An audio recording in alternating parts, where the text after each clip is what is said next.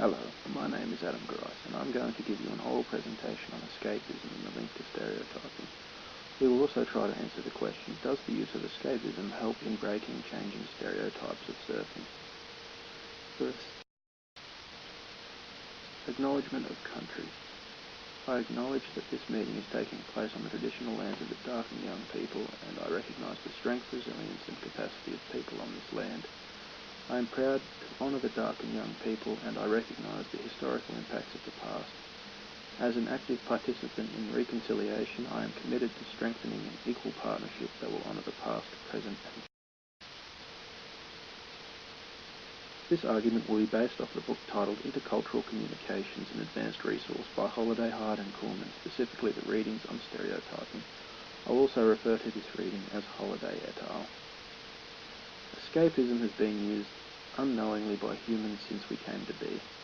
In this oral presentation, I will link the uses of escapism to escape the feeling of entrapment or confinement by images or stereotyping. Surfing has long been used as an escape by many people after its emphatic growth during the late 1950s and mid-60s, DLSE 2009, to the heights it is currently at. Surfing, whilst highly stereotyped as a path of the drug-using lazy no-hoper, is used daily by over 10 million people as a global form of escape. Escapism is a means of escape or mental diversion by means of recreation or entertainment as an escape from perceived unpleasant or banal aspects of daily life. It can also be used as a term to define the actions people take to help relieve persisting feelings of depression or sadness. J. Osland, 2000.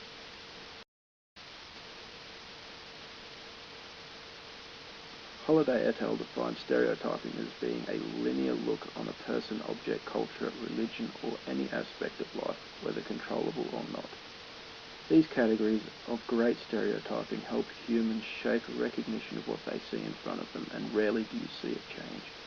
We will endeavour to discover ways it can be changed or altered. Escapism and stereotyping are linked through how a person uses escapism to avoid being a stereotype or the confinement of stereotyping by images. In the image figure 1, you see a surfer who is standing with his board being greeted and encapsulated by the morning sun.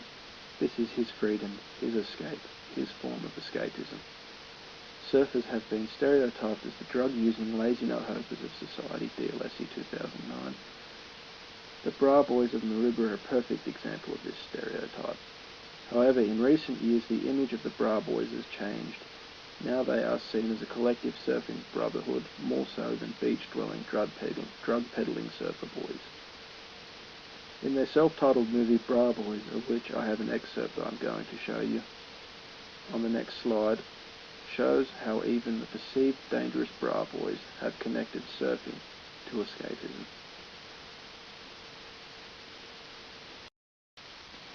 Surfing personally is something close to me. I have utilised surfing as my form of escape. Many times this is one of the richest and freest feelings of escapism. However, I too have been labelled the lazy drug-using no-hoper due to surfing in the late 50s and early 1960s, when the sport was at its height of growth, when drugs were easily found around surfing communities and in coastal communities with strong surfing ties.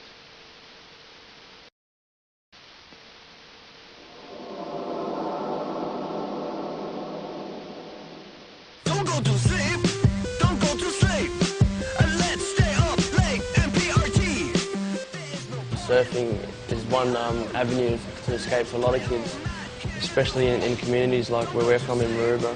If you had a beach by every ghetto, I think it'll work in everyone's favour.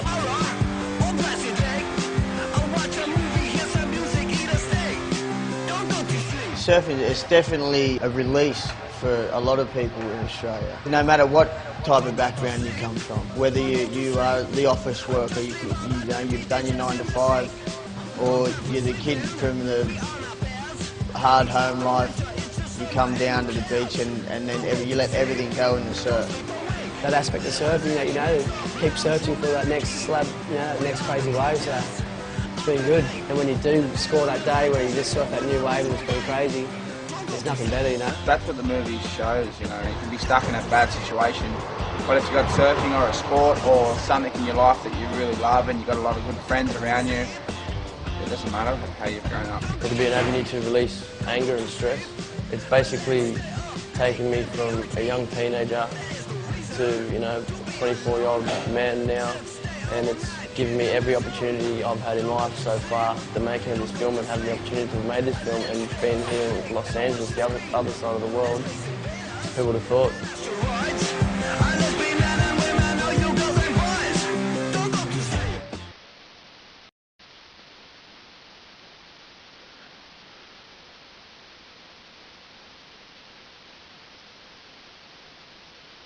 Over the years, the stereotype of drugs and surfing being together as closely as cheese and wine has strengthened, especially with the emergence of the bra boys, who have been mentioned before as the stereotype surfer.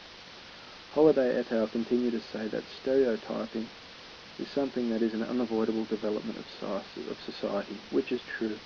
However, as essentialist and culturalist views develop of the average surfer, the stereotype is seldomly avoidable. Dialesi said that surfing back in the days of its creation in Hawaii had a very dark and dangerous history. It was a sport for young and old but carried great responsibility and dire consequence for rule breakers. People caught riding a toko or the king's break were sentenced to death. Unlike today, surf etiquette is often applied, but when broken can have dire consequences as well. This unfortunately develops territorialist and localist behaviours from surfing, which often turns into violent bouts of surf rage, as you can see in Figure 2, surf rage actually occurring in the surf. When you look at the readings of Holiday et al., you will see how they link stereotyping and essentialism. This is in fact a truthful link, as essentialist views are the breeding grounds for stereotypes. A stereotype must start if something in front of you, be it a child eating an orange. If you see two children eat an orange and then they squeeze the stingy zest at one another, it becomes a natural assumption that all kids must do this. DLSE 2009. Unfortunately, this is the pitfall of the human brain. Many people see multiple repeated actions by a race or gender and say that is what they all must do. Men often stereotype women as being able to talk under wet cement, which is true but does not apply to all women. Unfortunately, these women that could not would fall into this category regardless. New technologies also lead to stereotyping, with online video gamers as Gordon Kalea of the University of Denmark states, these people are labelled lazy and introverted nerds. No one can escape stereotyping. It applies to people of all interests. However, through trying to change the public perception of what you are doing, this can assist in changing and breaking the traditional stereotypes. Surfers in the area of Bondi are looked at as heroes in the eyes of tourists, as thousands of tourists a year are pulled from rips by avid surf-goers. These foreign views of Bondi surfers is also helped by the TV show Bondi Rescue, where the lifeguards often rely on surfers to help them out when they need the help. Holiday et al. Also suggests that a stereotype is a permanent occurrence, one that usually cannot be changed once it is set. However, with the example of the bra boys, this is not true. Stereotyping can be broken or changed. The bra boys have seen their public image changed after the riding and drug peddling. The bra boys are seen more after that. The bra boys are seen more of a brotherhood than a ruthless gang like they were stereotyped as in the early 90s. Holiday et al. Continues to say that stereotyping is a fundamental form of society, and knowingly or unknowingly has been used by humans since we came to be. This, unfortunately, even with our evolutionary process, is true. People stereotype everything, from fruit to cars to genders to adults to cats and dogs. Stereotyping is an unavoidable aspect of society, but it is also an evolving one. Stereotypes can change and can be altered, unlike Holiday et al. Suggests. With a constant structured look at the surfers and how people who are company CEOs also surf. This is helping change the stereotype of surfers being lazy no-hopers. Unfortunately, the association of drugs with the surfing culture is something that will take many years to try to change, if it changes at all. Thank you for listening to my presentation.